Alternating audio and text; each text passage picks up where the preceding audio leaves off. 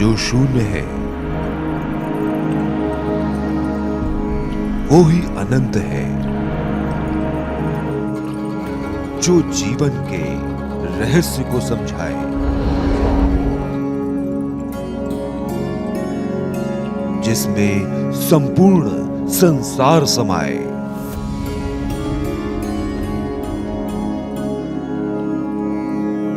वो ही पूर्ण गुरु कहलाए।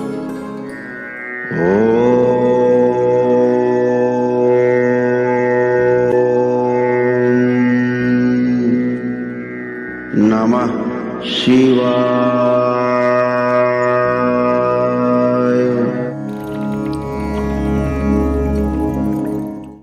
क्या आशीर्वाद सिर्फ एक वहम है या कोई गहरा विज्ञान? आप केवल शरीर नहीं, ऊर्जा का चलता फिरता ब्रह्मांड हैं। पूर्ण गुरु श्री करौली शंकर महादेव जी के विचारों पर आधारित पूर्ण गुरु श्री करौली शंकर महादेव जी अपनी पुस्तक के माध्यम से बताते हैं कि हम 21वीं सदी में जी रहे हैं। यह विज्ञान का युग है।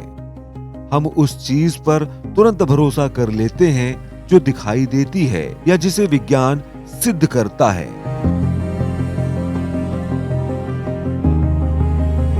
जैसे आपके हाथ में मौजूद यह मोबाइल फोन, आप मानते हैं ना कि इससे हजारों मील दूर बात की जा सकती है। लेकिन जब बात आध्यात्म की आती है, आशीर्वाद की आती है या किसी संत की ऊर्जा की आती है, तो हम और आप अक्सर संदेह में पड़ जाते हैं। हम इसे अंधविश्वास मान लेते हैं।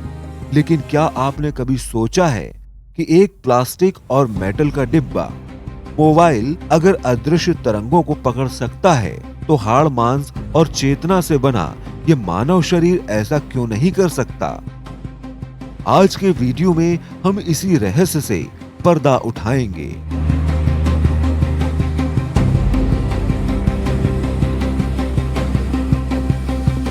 पूर्ण गुरु श्री करौली शंकर महादेव जी कहते हैं कि सबसे पहले ये समझना जरूरी है कि आखिर तार्किक और पढ़े लिखे लोग अध्यात्म से दूर क्यों हुए। इसका कारण था पाखंड।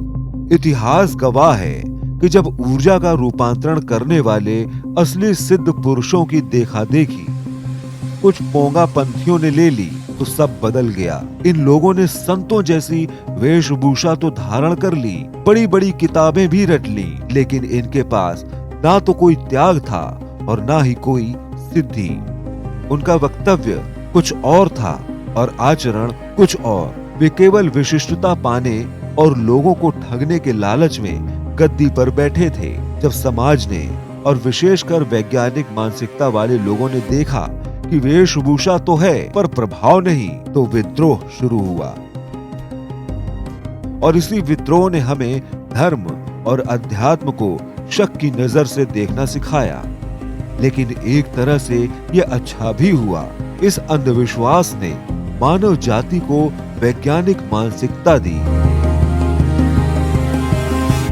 हमने आंख मूंद कर भरोसा करना छोड़ दिया और विधि, विज्ञान और प्रक्रिया को समझने पर जोर दिया।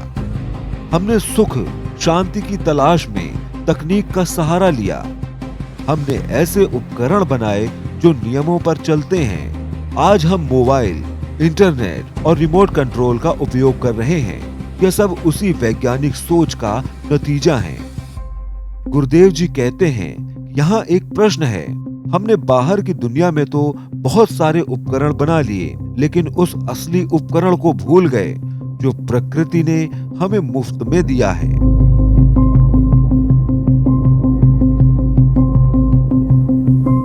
पूर्ण गुरु श्री करौली शंकर महादेव जी कहते हैं कि जरा इस तर्क को ध्यान से सुनिएगा।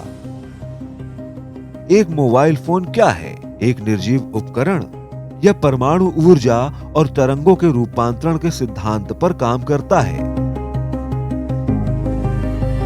इसमें तकनीकी क्षमता डाली गई है कि यह आवाज और चित्र को तरंगों में बदलकर भेज सके।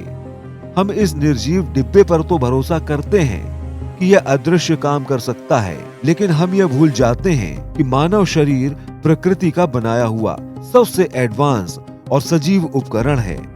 अगर एक निर्जीव रिमोट में ऊर्जा को ट्रांसफर करने की ताकत हो सकती है, तो क्या एक जीवित जागृत मनुष्य अपने शरीर को एक रिसीवर और ट्रांसमीटर में नहीं बदल सकता?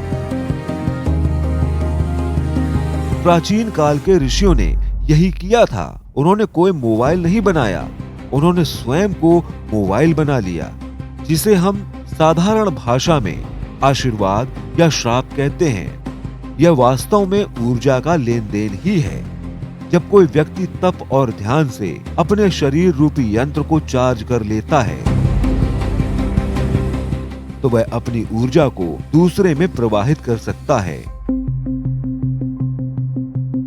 बिना मोबाइल के बात करना या दूर बैठे किसी व्यक्ति को ठीक कर देना, ये कोई चमत्कार नहीं, बल्कि बेतार संचार का ही एक उन्नत जैविक रूप है। हमारे शास्त्र कहते हैं कि संतों ने अपने शरीर को ही तरंग गति से जोड़ने का विज्ञान पा लिया था। यह अंधविश्वास नहीं, बल्कि पराविज्ञान है।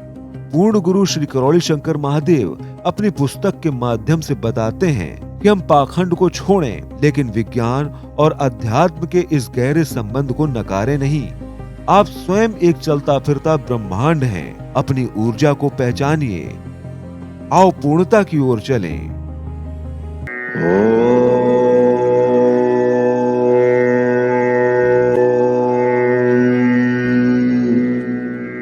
आनंद टीवी से जुड़ने के लिए आप हमें व्हाट्सएप करें 9277395752 पर।